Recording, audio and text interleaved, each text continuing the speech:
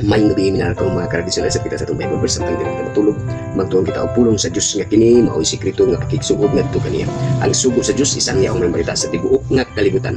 May kagayunan ka man o wala, isang yaw ang memorita. Kung kini malukop na, siya mo balik aron pagkuha kanimo og kanako kung ikaw nagminatarong. Mahal kalbison, ang atong topic kalambigitan kini sa pagbanhaw ni Jesus. Sa diha nga kini siya nabanhaw niadto kini siya ngadto sa iyang mga tinun-an. Ug sa pag-abot niya didto mga kalbison, unsay reaksyon sa iyang mga tinunan. Unsa ka kini nangalipay, unsa ka kini sila nahibulong, ug unsa man gyud ka ang ilang reaksyon ni gayon na.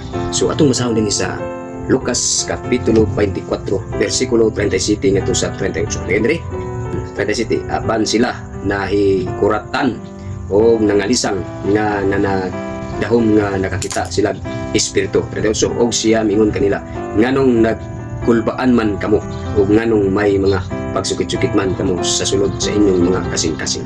Mga karebelasyon, ninihigayon na ang mga 12 ka disipulo, wala sila magdahom nga ninihigayon na mabuhi ang ilang Diyos or mubalik o makipakita kanila. Wala na sila mahinumdum, ninihigayon na nga ang Diyos gayud sa tulo ka adlaw mabanhaw. Apan ninihigayon na kung ikan sa pagkatawanon, ilang una dili gyud mabuhi ang Diyos. Og sa diha nga siya mitunga ditong dapita sa ilang gitapukan, diin ang mga apostolis na nakurat og nangahadlok ninihigayon na gikulbaan sila og nagisgud-isgud sila ngano man nga kini nabanhaw man ngano mayaman din. So nagsinulti ay ang ilang mga kasing-kasing mga kalabison. So kung ang ato nga mga punto nga makuha ni takna sa matawom na gabion, kung ang ato nga pangunguna nga maduha-duhaon kita tawhanon, wala gyud mo tuo ninihigayon na nga ang Dios mabuhi sa man ini mga iyang mga apostolis nga sila nahikurat ninihigayon na kay base ng ilang pangunahon wala na gyud forever na ang kamatayon ni Jesus. Apan nagpakita ang Dios kanila og sila nahikurat mga kalabison. Kung kulang ka sa pagtuo, ikaw usab mahikurat. Kung kulang ka sa imong kahibalo about sa pulong sa Dios, ikaw usab mahikurat mga kalabison.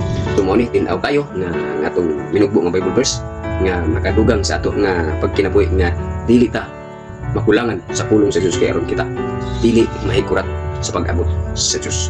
Kay kung ang Diyos sa diha sa kaduhang pagbalik, kung kulang ta sa pagtuo o kulang ta sa atong pagkinabuhi ingon nga Kristohanon o sa pagsulod sa lakaw ni Jesus, usa ka nga mahikurat, usa ka nga makulbaan, usa ka nga matulala sa pagbalik ni Jesus. Kay ikaw mismo dili andam sa pagsugat ngadto kaniya. So mga itong minugbo nga Bible verse nga nakutlo, leksyon ng takna sa matahom na kagabion nga kita kanunay andam sa pagbalik sa Ginoo.